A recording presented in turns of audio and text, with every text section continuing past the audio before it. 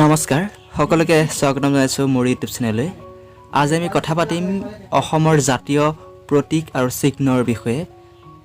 এই প্ৰশ্ন উত্তৰসমূহ যিসকলে আসাম পুলিচ আৰু আসাম পুলিচ এছআইৰ কাৰণে প্ৰিপাৰেচন কৰি আছে তেখেতসকলৰ বাবে অতি গুৰুত্বপূৰ্ণ প্ৰশ্ন উত্তৰ, কিয়নো এনেকুৱা ধৰণৰ প্ৰশ্ন এটা বা দুটা এনেকুৱা ধৰণৰ কম্পিটিটিভ এক্সামবোৰত প্ৰায় সোধা হয় আৰু এই প্ৰশ্নবোৰ আহিয়ে থাকে।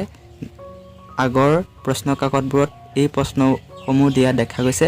গতিকে অকণো পলম নকৰি আজিৰ ভিডিঅ'টো আৰম্ভ কৰোঁ বলক।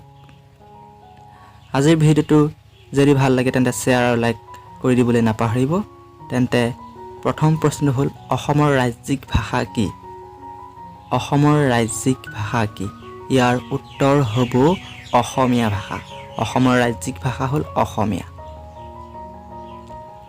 2 নম্বৰ প্ৰশ্ন, অসমীয়া ভাষাক কেতিয়া ৰাজ্যিক ভাষা হিচাপে স্বীকৃতি দিয়ে? কিমান চনত অসমীয়া ভাষাক স্বীকৃতি দিছিল? এইটো অসম টেটত আহি গৈছে এবাৰ। ইয়াৰ উত্তৰ হ'ব 1960 চনত। 1960 চনত। 3 নম্বৰ প্ৰশ্ন, অসমৰ ৰাজ্যিক বৃক্ষ কি? অসমৰ ৰাজ্যিক বৃক্ষ কি? ইয়াৰ উত্তৰ হ'ব হুলুং গছ। হুলুং গছ। 4 নম্বৰ প্ৰশ্ন, অসমৰ ৰাজ্যিক পশু কি? ৰাজ্যিক পশু। ইয়াৰ উত্তৰ হ'ব এশিঙীয়া গড়। এশিঙীয়া গড় পৃথিৱী বিখ্যাত, ইয়াক কাজিৰঙাত পোৱা যায়। 5 নম্বৰ প্ৰশ্ন, অসমৰ ৰাজ্যিক ফুল কি? অসমৰ ৰাজ্যিক ফুল কি? ইয়াৰ উত্তৰ হ'ব কপৌ ফুল। পদুম ফুল নহয় আকৌ দেই, পদুম ফুল ৰাষ্ট্ৰীয় ফুলহে। 6 নম্বৰ প্ৰশ্ন, অসমৰ ৰাজ্যিক পক্ষী কি?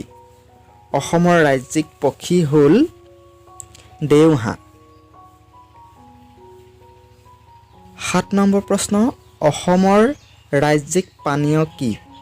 ইয়াৰ উত্তৰ হ'ব চাহ। চাহ হৈছে অসমৰ ৰাজ্যিক পানীয়। 8 নম্বৰ প্ৰশ্ন, অসমৰ ৰাজ্যিক গীত কি?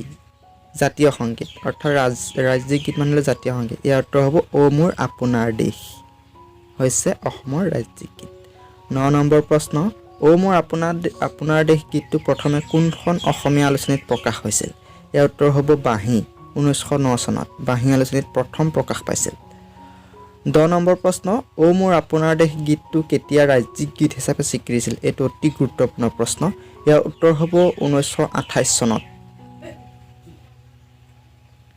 11 নম্বৰ প্ৰশ্ন, অ মোৰ আপোনাৰ দেশ গীতটো লক্ষ্মীনাথ বেজবৰুৱাৰ কোনখন গ্ৰন্থত সন্নিৱিষ্ট হৈছে? ইয়াৰ উত্তৰ হ'ব কদমকলি। কদমকলি গ্ৰন্থত। 12 নম্বৰ প্ৰশ্ন, অসমৰ ৰাজ্যিক জলজ প্ৰাণী কি? ইয়াৰ উত্তৰটো আপোনালোকে আমাৰ কমেণ্ট বক্সত দিব বুলি আশা ৰাখিলোঁ। আৰু আজিলৈ ভিডিঅ'টো আছিল ইমানেই। আৰু ভিডিঅ'টো যিমান পাৰে আপোনালোকৰ বন্ধু বান্ধৱীসকলে শ্বেয়াৰ কৰিব বুলি আশা ৰাখিলোঁ। ধন্যবাদ।